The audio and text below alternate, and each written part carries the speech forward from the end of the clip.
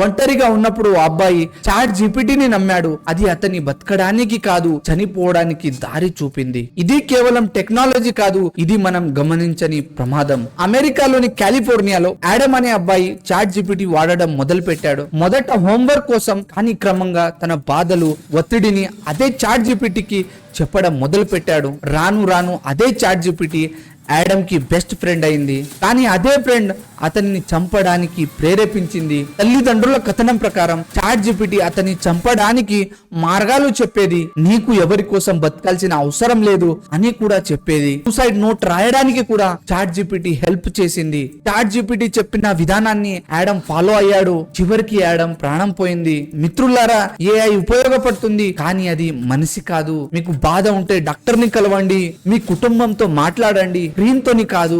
బాధను ఒంటరిగా మోసుకోవద్దు. ఈ వీడియోను షేర్ చేయండి. ఇంకొక ఆడమ్ కి ఇది సహాయం కావచ్చు. మీ ఒక్క షేర్ ఓ తల్లి కన్నీళ్లను ఆపవచ్చు. టెక్నాలజీని వాడండి, కానీ దానిపై పూర్తిగా ఆధారపడకండి.